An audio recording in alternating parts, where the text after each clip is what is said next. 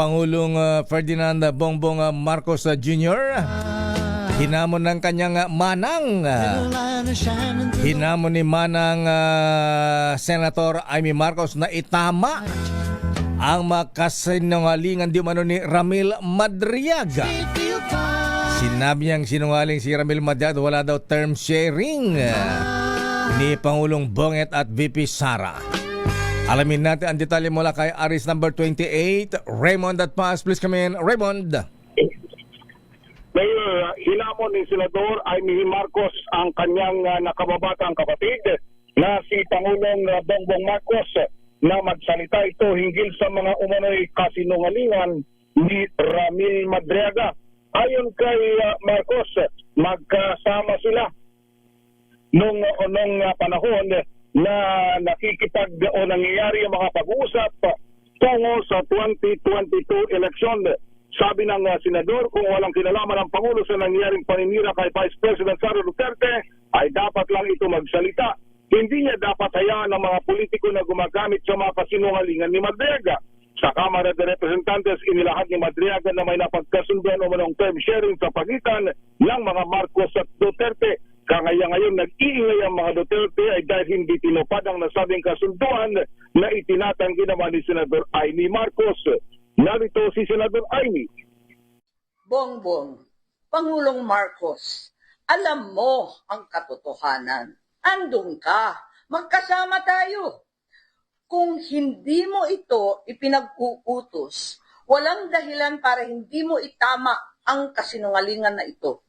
Huwag mong konsintihin ang mga politikong ginagamit ang sinungaling na si Madriaga.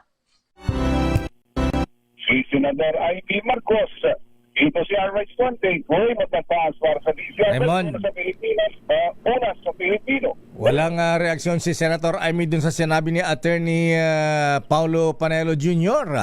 Na ang pag-testify daw ni Ramil Madriaga laban kay VP Sara ay ang kapalit ay freedom. Kalayaan. Kalayaan. Walang ganun, Mayor, na pag-uusap o pinag-uusapan namin kanina dahil ang kanyang concentration lamang ay doon sa testimonya nitong o pananalita nitong si Madriaga. Okay, at sinabing sinungaling si Madriaga.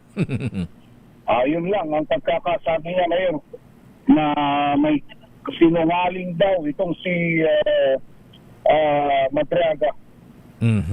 Ayan. Okay, so yun lang yung press conference kanina umaga. Medyo marami lang hindi nagustuhan dahil manapos ng banatan si Madriaga, ako nga mismo, tinanong ko, sabi ko, paano itatanggi ni VP Sara na hindi niya kilala yung mama, at daming mga ebidensya ng larawan at mga video na nagpapakita nga kasama siya sa inner circle ng Vice President. Wala daw siyang alam sa mga tanong. Pag ganun mga tanong na Mayor, wala na daw siyang alam. Basta ang alam niya, sinungaling si Madriaga dahil hindi totoo na nagkaroon ng time sharing sa pagitan ng dalawang kampo noong panahon na nagkakaroon pa ng negosasyon kung sino ang tatakbong presidente at kung sino ang tatakbong vice presidente. Ayan, sabagay, tama lang naman kung ano yung meron lang naman siyang personal knowledge, doon siya dapat magsalita. Ayan. Okay nga, Rod. Yun yung pinatanggit niya. Okay nga, Rod. Maraming salamat, Raymond. Balik sa inyo, Mayor at Ms. Dea.